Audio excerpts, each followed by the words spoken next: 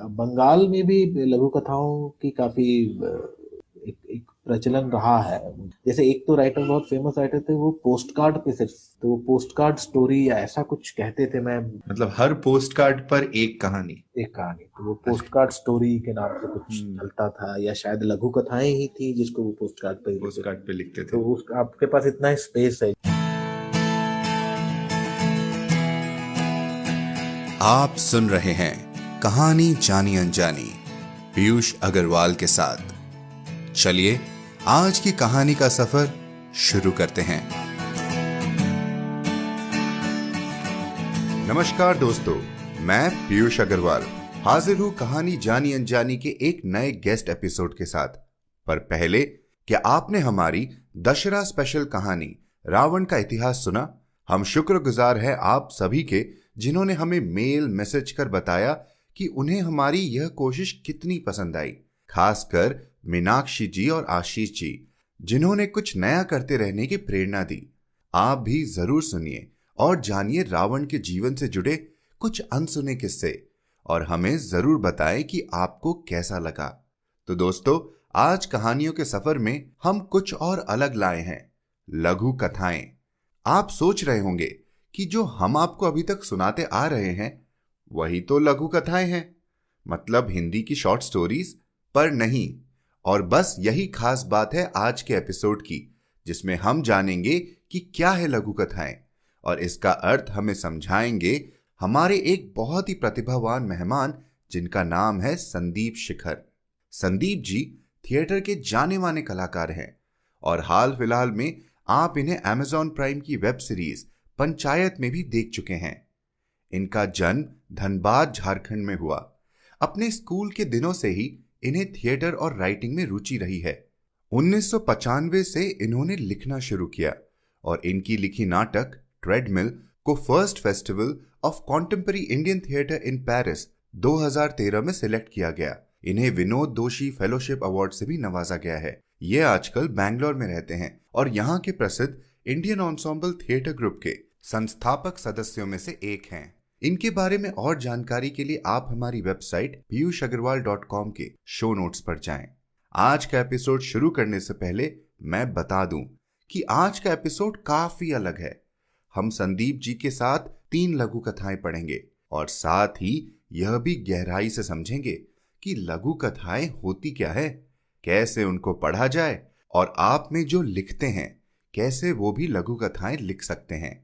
तो चलिए शुरू करते हैं आज के चर्चा का सफर, या यूं कहिए आज का मास्टर क्लास।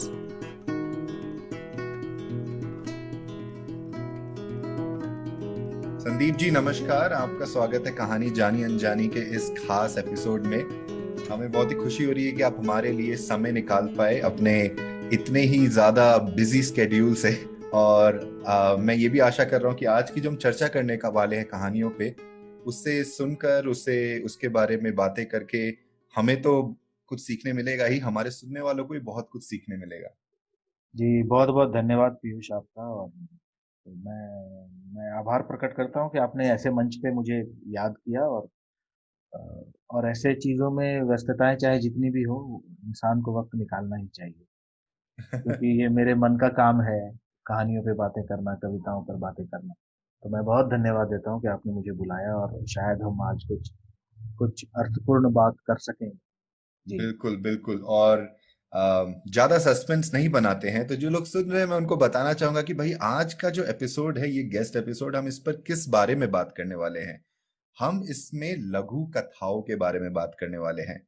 अब लघु कथाएं क्या है, उसके पीछे जुड़ी क्या कहानियां हैं, क्या किस्से हैं, और वो कैसे, किस कहानी को आप लघु कथा कह सकते हैं। ऐसी बहुत सारी बातें हैं जो मेरे मन में आती है, जिसके बारे में मुझे बहुत कंफ्यूजन है। तो मैं चाहता हूं कि भाई संदीप जी की मदद से हम आज वो सारी विडंबना, वो सारी उलझन दूर कर पाए, और लघु कथाओं का कुछ अलग अलग लघु कथाओं का आनंद भी ले पाए। मुझे तो यही मालूम था लघु कथाएं मतलब शॉर्ट स्टोरीज, आज तक मैं वही सोचते आ रहा हूँ, समझते आ रहा हूँ। लेकिन आप कह रहे हैं कि नहीं भाई, किस्सा कुछ अलग है, तो क्या है ये माजरा? जी, जहाँ तक लघु कथाओं का सवाल है, देखिए क्या है कि हम, मतलब अगर इसको बहुत सरल अर्थ में देखें तो लघु मतलब छोटा, और कथा मतलब कहानी। तो उसको अगर हम सीधा ट्रांसलेट करें अंग्रेजी में, तो हम्म। वो शॉर्ट स्टोरी हो जाती है। लेकिन दरअसल मामला ये है कि जो कहानी होती है हिंदी में, जिसे हम कहानी कहते हैं, वो असल में अंग्रेजी में शॉर्ट स्टोरी कही जाती है, हम्म। या उस तरह से उसे देखते हैं। और लघु कथा जो है, लघु कथा का इंग्लिश में क्या नाम होगा, मैंने बहुत कोशिश की है ढूंढने की। तो उसमें एक दो चीजें निकल के आ रही, कोई कह रहे हैं कि इसको स्केच कह सकते हैं, हम्म। कोई एनेक्डोट कहते हैं, लेकिन मुझे लगता नहीं है कि ये शब्द सटीक है हिंदी में जो लघु कथाएं हैं होती हैं हम्म। उनके लिए। तो लघु कथाएं एक्चुअली हम किसको कहेंगे? काफी समय पहले मैंने एक छोटा सा रिसर्च किया था इस सिलसिले में, क्योंकि मेरे अंदर भी ऐसे कई सवाल थे कि ये कौन सी विधा है, इसको अगर हम शॉर्ट स्टोरी नहीं कहते हैं तो क्या क्या ये सिर्फ हिंदी में ही है या किसी अलग भाषाओं में है?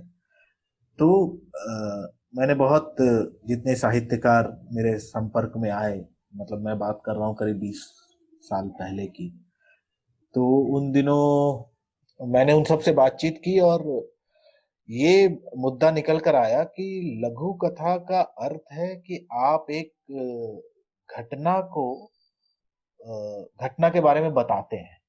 हम्म। उसमें जरूरी नहीं है कि आप किसी कैरेक्टर का कैरेक्टराइजेशन करें या किसी और तरह की भूमिकाएं आप बांधें, या आसपास की बाकी घटनाओं को भी उसमें सम्मिलित करें। जैसे कहानियों में अक्सर हम देखते हैं, चाहे कहानी जितनी भी छोटी या बड़ी हो, वो सिर्फ वो हो सकती है कि एक घटना पर केंद्रित हो, लेकिन उसके इर्द गिर्द भी काफी सारी चीजें चलती रहती हैं।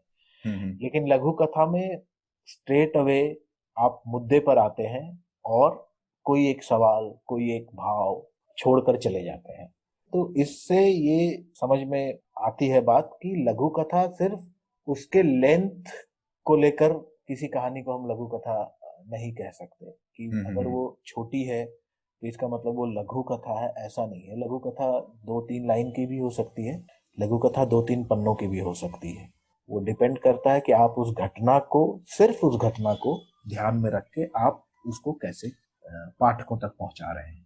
तो जैसे कहते हैं कि किसी भी कहानी को कहानी बुलाने के लिए उस कहानी में एक शुरुआत होनी चाहिए, एक मध्यम होना चाहिए, एक अंत होना चाहिए। जी। तो जैसा कि आप बोल रहे हैं उसके हिसाब से मुझे लग रहा है लघु कथाओं में ऐसे कोई रूल्स या ऐसे कोई नियम फॉलो करना नहीं है। कैसे बताई जाए वो उस बात पे ज्यादा ध्यान दिया जाता है कि उस बात को आप कैसे बोल रहे हैं। जी, आप बिल्कुल ठीक कह रहे हैं, लेकिन क्या होता है कि देखिए, एक लाइन में भी अगर एक हम्म। संवाद आप किसी से कहते हैं, हम्म। तो वो भी अगर आप ढूंढें तो उसका भी एक प्रारंभ है, एक मध्य है और एक अंत है। हम्म। बशर्ते कि आप सिर्फ किसी से सवाल पूछ रहे हैं कि क्यों, हम्म। क्या, कैसे। ये कोई सेंटेंस नहीं, ये एक एक शब्द है। लघु कथा में एक चीज ये भी होती है कि एक लघु कथा सिर्फ एक एक डायलॉग भी हो सकता है, एक संवाद भी हो सकता है। लेकिन अगर हम देखने जाएं तो उसमें भी एक स्टार्ट, मिडल और एंड आपको मिलेगा। अच्छा। जैसे अभी हम एक दो लघु कथाएं जो हम पढ़ेंगे, हम्म। तो उसमें हम कोशिश करेंगे इस बात को देखने की। इससे पहले कि हम इसे समझने के लिए हमारी पहली लघु कथा सुने, एक और सवाल जो मेरे मन में आ रहा है, जी और जी। ये सवाल कितना सही है गलत है ये मुझे नहीं मालूम, लेकिन एक लघु कथा और एक व्यंग में क्या अंतर होगा फिर? क्योंकि बहुत बार कोई अपनी सोच अपने विचार किसी व्यंग के हिसाब से बताते हैं तो उसमें भी बहुत बार वो घटनाओं का इस्तेमाल कर कर भी उस व्यंग को लोगों तक पहुंचाने, उन्हें समझाने की कोशिश करते हैं। तो फिर बहुत अच्छा सवाल पूछा आपने। व्यंग जो है वो, आप कह सकते हैं कि एक लिखने का फॉर्म है। जैसे एक एक कॉमेडी है, मान लीजिए एक सटायर है, एक हम्म। ट्रेजेडी है। तो किसी भी कहानी में ये सारी चीजें हो सकती हैं, किसी भी लघु कथा में ये सारी चीजें हो सकती हैं। जी। तो वो तो एक भाव की बात है कि वो व्यंग के जैसा आ रहा है। लेकिन दुर्भाग्य से आपका ये सवाल इसलिए महत्वपूर्ण हो जाता है कि दुर्भाग्य से लघु कथा की लघुता को देखते हुए, उसके उसके साइज को देखते हुए, हम्म। बहुत लोगों ने बहुत वाहियात चीजें लिखी हैं जो अंत में एक चुटकुला बनकर रह जाती है। अच्छा। उसका कोई व्यापक अर्थ नहीं निकलता है, कोई बहुत बड़ा अर्थ निकलता नहीं है। तो हम्म। ये बिल्कुल सही कह रहे हैं आप कि व्यंग, चूंकि व्यंग इसलिए आ जाता है इसमें क्योंकि आप देखेंगे आजकल थिएटर में भी, नाटकों में भी लोग कॉमेडी करना ज्यादा पसंद करते हैं क्योंकि उनको लगता है कि अच्छा दर्शक ज्यादा आएंगे। और लिखने में जो है इसीलिए जैसे हरिशंकर परसाई का अगर व्यंग आप पढ़ें तो वो अलग ही लेवल का है। मतलब हम्म। नामवर सिंह एक हमारे बहुत अद्भुत आलोचक रहे हैं हिंदी में, अभी तो नहीं रहे। तो उन्होंने एक बार कहा था कि अगर आजादी से पहले के भारत को समझना है तो आप प्रेमचंद को पढ़ लीजिए, और आजादी के बाद के भारत को समझना है तो आप हरिशंकर परसाई को पढ़ लीजिए। तो क्योंकि वो इतना अद्भुत व्यंग है, तो व्यंग लिखना एक अलग कला है। मतलब व्यंग जी। एक भाव है ना, एक आपको एक तरह से जैसे गुदगुदाता है और बड़ी बात कह जाता है। कॉमेडी क्या है, बहुत डायरेक्ट है। हम्म। व्यंग है कि आपको घुमा के तमाचा मारता है पीछे से हंसते हंसते। तो व्यंग हम्म। लिखना तो बहुत बहुत ही कठिन काम है। लघु कथाओं में अगर आप देखें तो व्यंग का इस्तेमाल बहुत ज्यादा होता है, हम्म। और शायद लोग उसको व्यंग भी समझ लेते हैं क्योंकि वो जहाँ पे खत्म होती है बात, वो एक ऐसी जगह पे खत्म होती है कि पहले आप मुस्कुराएंगे लेकिन जब उसके बारे में आप सोचेंगे तो आपको लगेगा कि बात बड़ी है। हम्म। तो मुझे लगता है कि ये बेसिक फर्क है। मतलब व्यंग लिखना एक अलग फॉर्म है, लघु कथा कहानी लिखना उपन्यास लिखना वो एक अलग फॉर्म है। मतलब बहुत अच्छे। तो एक काम करते हैं, अब जी इस लघु कथा को और समझने के लिए कुछ लघु कथाएं सुन ही लेते हैं। जी जी तो बिल्कुल। आज जो सबसे पहले जो लघु कथा जो हम सुनने वाले हैं वो है सादत हसन मंटो जी की। उलाहना। देखो यार, तुमने ब्लैक मार्केट के दाम भी लिए और ऐसा रद्दी पेट्रोल दिया कि एक दुकान भी ना जली।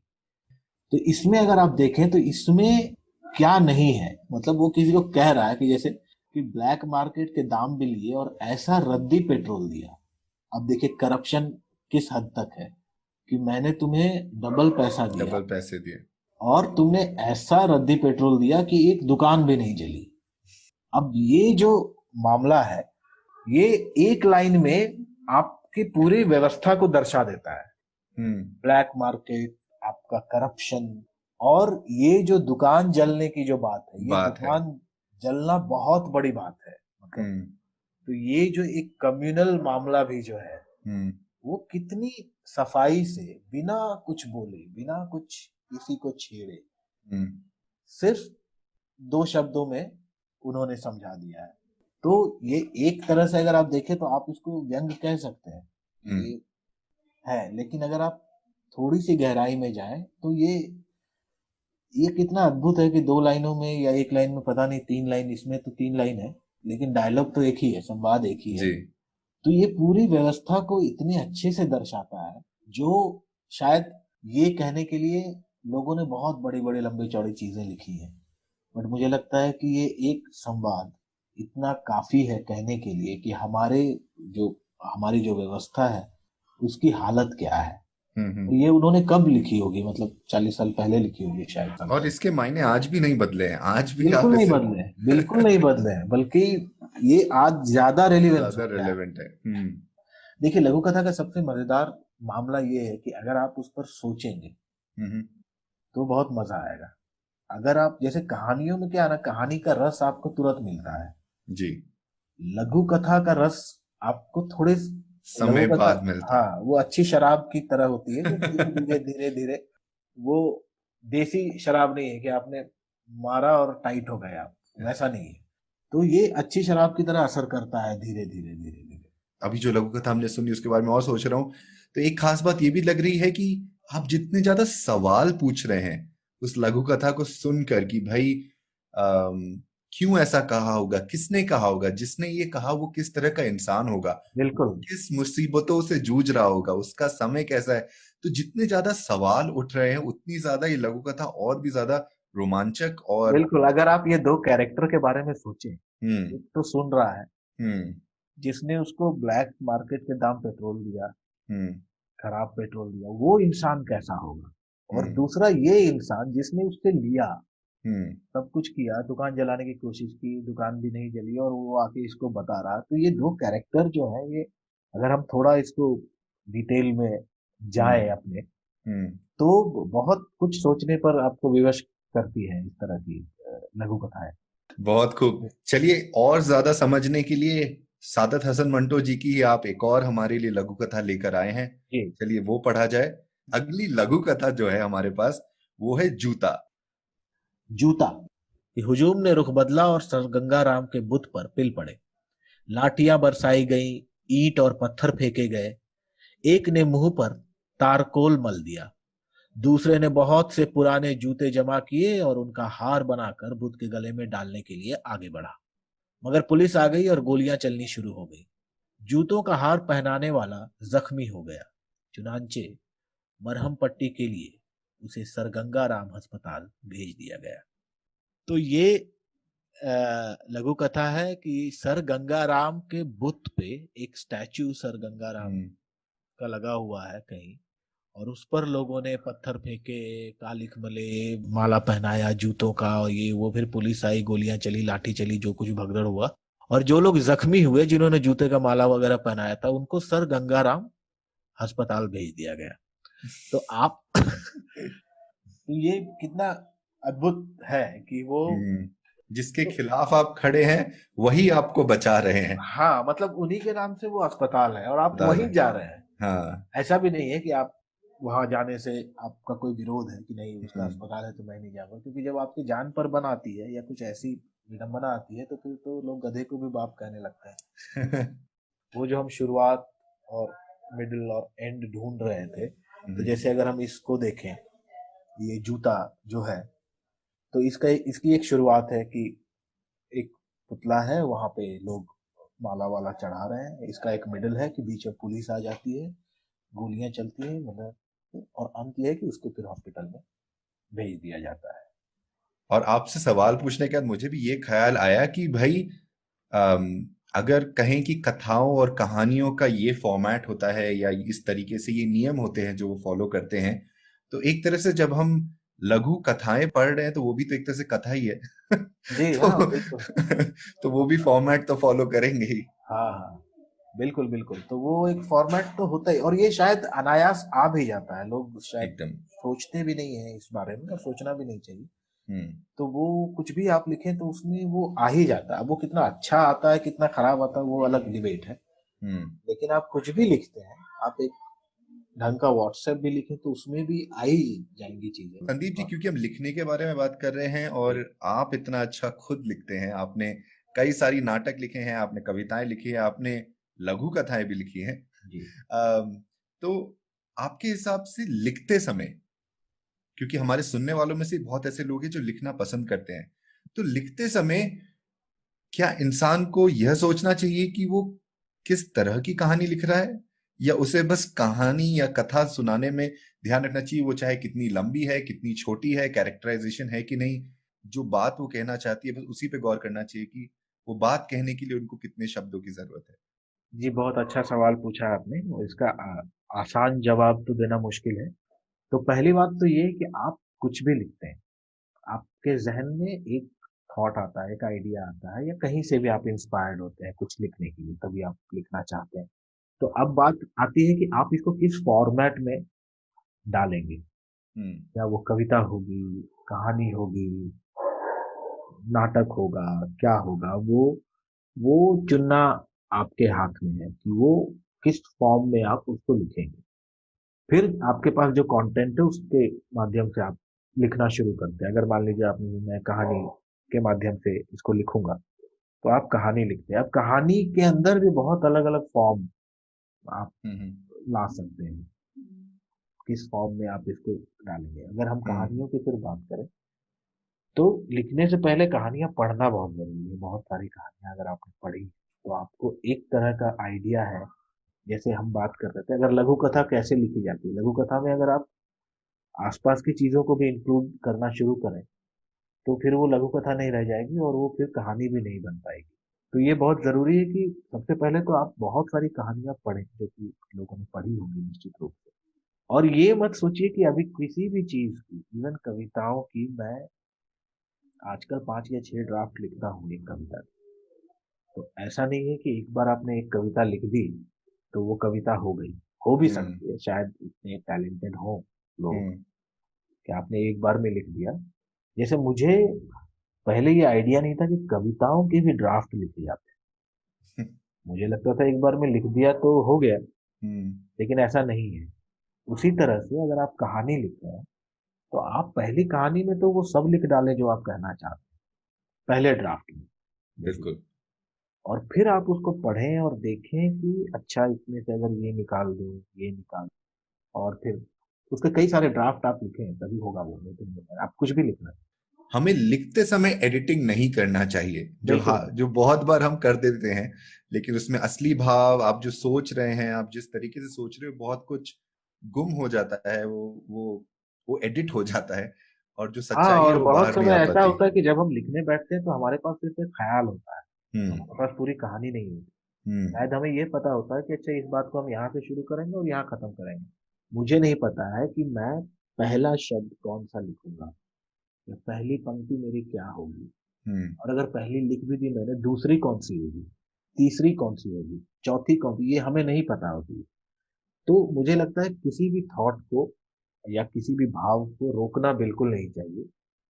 पहले ड्राफ्ट में तो आप सब उड़ेल दें, ज्यादा से कम किया जा सकता है, कम से ज्यादा करना बहुत मुश्किल काम। अब क्योंकि हमने बात शुरू कर ही दी है लिखने के बारे में, और खासकर आपके लिखने के बारे में, तो क्यों ना आपकी ही एक लघु कथा पढ़ ली जाए। जी बिल्कुल बिल्कुल। मैं अभी तो नहीं लिखता हूँ लघु कथाएं। मैंने एक लघु कथा लिखी थी जो एक हिंदी की पत्रिका है हंस। जी, तो ये लघु कथा हंस में छपी थी, जिसका उस समय इसके संपादक थे राजेंद्र यादव, अब नहीं रहे। तो इस लघु कथा का शीर्षक है असमर्थ। उसकी अवस्था 10 वर्ष की थी। वह एक नदी के किनारे खड़ा होकर देख रहा था नदी के स्वतंत्र बहाव को। उसकी दृष्टि नदी के बहाव के साथ साथ आगे जा रही थी, परंतु बीच में ही एक चट्टान के हस्तक्षेप के कारण उसकी दृष्टि के लिए आगे का मार्ग अवरुद्ध हो गया। फलस्वरूप वह नदी के बहाव को पूरी तरह देख पाने में विफल हो रहा है। वह क्षण भर भी देर किए बगैर दौड़कर उसी चट्टान पर चढ़ गया जो उसकी दृष्टि के मार्ग में बाधक सिद्ध हो रहा था। अब वह स्पष्ट रूप से देख पा रहा था नदी के स्वतंत्र बहाव को, जो बहने के क्रम में कई बार चट्टानों से टकरा रही थी, ऊंचाइयों से गिर रही थी, रेतों पर फिसल रही है, और एक लंबी दूरी तय करने के बाद पा रही थी आलिंगन आसमान का। वह नदी की इस अद्भुत प्रक्रिया को देखकर आनंदित हो उठा। सहसा एक आवाज आई, बालक कौन? उसने अचंभित होकर पूछा। मैं नदी बोल रही हूँ, क्या देख रहे हो? देख रहा हूं तुम्हारे अद्भुत बहाव को, वह बोला। यदि जिंदगी का आनंद चाहते हो तो मेरे साथ बह चलो, नदी बोली। लेकिन मैं तुम्हारे साथ कैसे बह सकता हूँ? उसने पूछा। बह सकते हो यदि तुम्हारे पास संकल्प, दृढ़ता और तत्परता हो तो, नदी ने कहा। आज 40 वर्षों के उपरांत, जब उसकी अवस्था 50 वर्ष की हो चुकी है, वह उसी नदी के किनारे पर खड़ा होकर देख रहा है नदी के उसी स्वतंत्र बहाव को, जो उसी तत्परता से आज भी बह रही है जैसी तत्परता उसके बहाव में 40 वर्ष पहले थी। उसकी दृष्टि नदी के बहाव के साथ साथ आगे जा रही है। आज भी वह चट्टान उसकी दृष्टि के मार्ग में बाधक सिद्ध हो रहा है, परंतु आज वह उस चट्टान पर चढ़ पाने में असमर्थ है। तो ये एक छोटी सी लघु कथा थी। बहुत बहुत ही खूब। अब जब मुझे लघु कथाएं क्या कहना चाहती है, वो क्या सवाल उठाना चाहती है, मैं सोच रहा हूँ, बहुत सारी बातें आ रही हैं सुनते ही। हाँ, वो एक लिखने का तरीका भी है कि आप हम्म। उस लघु कथा को, जैसे इसमें भी एक इंसिडेंट है कि एक बच्चा जो है, वो एक्चुअली दो इंसिडेंट है इसमें, बट वो दोनों बहुत मिले हुए हैं। कि एक बच्चा 10 साल वो नदी के किनारे खड़ा होकर देख रहा है, और फिर 40 साल के बाद फिर वो वहीं जाता है, और आज वो भी देख रहा है, लेकिन जिस चट्टान पे वो चढ़ गया था और देख रहा था, आज उस चट्टान पे वो चढ़ नहीं पा रहा है, क्योंकि उसकी उम्र 50 साल की हो चुकी है। बिल्कुल।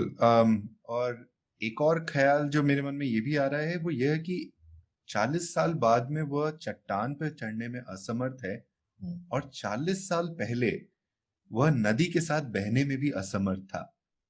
हाँ, हाँ बिल्कुल कह सकते हैं। मतलब ऐसा मैंने उस तरह से सोचा नहीं था, बट यही एक मतलब अच्छी बात है कि किसी भी कहानी को, किसी भी पेंटिंग को, किसी भी नाटक को आप अपने तरीके से कैसे समझ सकते हैं क्या? कैसे समझ रहे हैं। जैसे ये बहुत अच्छी बात आपने बोली, मैंने सोचा नहीं था इस बारे में, क्योंकि मेरा ध्यान उस पे था कि 40 साल के बाद वो जब 50 साल का हो जाएगा, और चट्टान पे चढ़ना ये एक मेटाफर है कि आप उस वक्त आप चढ़ गए थे, आज आप नहीं चढ़ पा रहे हो। इसका उस तरह से उम्र के साथ डायरेक्ट कोई कनेक्शन नहीं है, बट है भी, लेकिन कुछ और कहने की कोशिश है। मेरे हिसाब से लोगों को लघु कथाओं के बारे में ज्यादा ज्ञान इसलिए भी नहीं है क्योंकि उन्होंने ज्यादा पढ़ी नहीं है। कहानियां फिर भी हमारे एजुकेशन में, हमारे क्लासेस में, हमारी किताबों में कहीं ना कहीं से हमसे जुड़ी हुई है। हम मैगजीन्स में पढ़ते हैं, हम कहीं ना कहीं से कहानियां सुनते भी हैं। लेकिन लघु कथाएं आज भी अगर मैं चाहूँ तो इतनी आसानी से उपलब्ध नहीं है कि कोई कहीं से भी ढूंढ के पढ़ सके और उन्हें समझ सके। तो हमारे सुनने वालों को अगर अगर वो और लघु कथाएं पढ़ना चाहते हैं तो पहले तो वो किन लेखकों की लघु कथाएं पढ़ सकते हैं, और दूसरा सबसे आसान तरीका क्या होगा इन लघु कथाओं को ढूंढने का? संपादक है बलराम, बलराम नाम है उनका। उन्होंने 2 मोटी-मोटी किताबें निकाली है विश्व लघु कथा कोश के नाम से, भाग 1, भाग 2। अच्छा। तो वो तो कहाँ मिलेंगे मुझे नहीं पता है, कि उसमें तो बहुत सारी लघु कथाएं हैं। हिंदी के जितने भी मैगजीन्स निकलते हैं साहित्य के लिए, चाहे हंस हो, कथा देश हो, वागार्थ हो, तो सब में लघु कथाओं को एक स्थान दिया जाता है। तो कहानियां, कविताएं, लघु कथाएं सब में होती है, जो मंथली निकलती हैं या कोई 3 महीने में एक बार निकलती है। तो हिंदी के जितने भी साहित्य के मैगजीन है उसमें तो लघु कथाएं आपको मिल जाएंगी। लेकिन मुझे लगता है कि अगर आप ऑनलाइन पढ़ना चाहते हैं तो ऑनलाइन आप, जैसे हिंदी के जितने भी न्यूज़पेपर हैं जो उत्तर भारत में चलते हैं, तो उसमें संडे वाले सब्सक्रिप्शन में जरूर आपको लघु कथाएं मिलेंगी। हो सकता है आप सुनने वालों में से ऐसे बहुत लोगों को प्रेरणा मिले कि वो खुद भी लघु कथाएं लिखें और हमारे हाँ, साथ भी आगे चल मैं के बस बांट इस पे सके। एक बात कहना चाहूंगा, बहुत अच्छी जी। बात की आपने। लघु कथाएं पढ़ने में, देखने में, सुनने में बहुत छोटा सा लगता है, बहुत आसान सा लगता है। अच्छी लघु कथाएं बहुत कम आपको पढ़ने को मिलती। जो भी लिखना चाहते हैं, मैं उनको डिस्करेज नहीं कर रहा हूँ, मैं बिल्कुल इंकरेज कर रहा हूँ। तो आप ये समझ के बिल्कुल मत लिखिएगा कि ये बहुत छोटा है, 10 लाइन में मैं लिख दूंगा या लिख दूंगी। आप लघु कथा के फॉर्म को समझिए, और बल्कि मैं तो कहूंगा कि लघु कथा में ज्यादा से ज्यादा लोग आए, ताकि वो जो एक तरह से उसको जो एक तरह का स्थान नहीं मिल पाया है हिंदी साहित्य में, तो उसको वो स्थान मिले, क्योंकि उसमें उस तरह की बातें हों। बहुत खूब संदीप जी, बहुत बहुत धन्यवाद। मेरे हिसाब से अभी तक हमने जितने गेस्ट एपिसोड किए हैं कहानी जानी अनजानी में, उनमें से ये एपिसोड सबसे अलग और सबसे रोमांचक रहा है, क्योंकि हमने ना सिर्फ कोई कहानी पढ़ी है लेकिन उस कहानी के पीछे की सारी बातें समझी है, उन्हें अच्छे से देख कर, समझ कर, बातें कर कर और आगे बढ़ा है। बहुत बहुत धन्यवाद आपका कि आपने मुझे इतना कुछ कहने का मौका दिया। जितने भी लोग इसको सुनेंगे, वो मैं रिक्वेस्ट करता हूँ, आप चाहे भविष्य में लघु कथा लेखक बने या ना बने, लेकिन लघु कथा पाठक जरूर बन जाए। बहुत बहुत धन्यवाद पीयूष।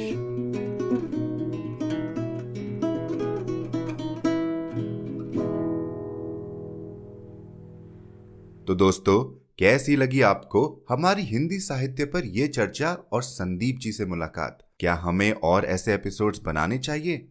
हमें जरूर लिख भेजिए hello@piyushagarwal.com पर। आपके पत्रों से हमें बहुत प्रोत्साहन मिलता है। बस जाते जाते मैं आपको याद दिलाना चाहता हूं कि इंडी पॉडकास्टर की नई पेशकश चर्चागंज के पहले एपिसोड में हमने बात की जाने माने लेखक दिव्य प्रकाश दुबे जी से, और अब हम जल्द ही ला रहे हैं चर्चागंज का दूसरा एपिसोड, जिसमें चर्चा करेंगे एक जाने माने कथावाचक के साथ। अब वो कौन हैं और उनके साथ हमारी अनफिल्टर्ड बातचीत कैसी रही, इसके लिए आप सब्सक्राइब करें हमारे YouTube चैनल इंडी पॉडकास्टर को। कहानी जानी अनजानी की कहानियों को अपने दोस्तों और सोशल मीडिया पर जरूर शेयर करें, ताकि हम और लोगों तक पहुंच सके। बस आज के लिए इतना ही। इसी नोट पर आपसे विदा लेता हूं। एप्पल पॉडकास्ट पर अपना रिव्यू डालना न भूलें। हर शुक्रवार आप तक नई कहानियां लाने का श्रेय मैं अपनी टीम को देना चाहता हूं। आज के एपिसोड की प्रोड्यूसर हैं देवांशी बत्रा। आप सुन रहे थे कहानी जानी अनजानी पीयूष अग्रवाल के साथ, जो कि इंडी पॉडकास्टर की एक पेशकश है। तो हम आपसे मिलते रहेंगे हर शुक्रवार। तब तक के लिए अपना ध्यान रखिए, स्वस्थ रहिए और मुस्कुराते रहिए।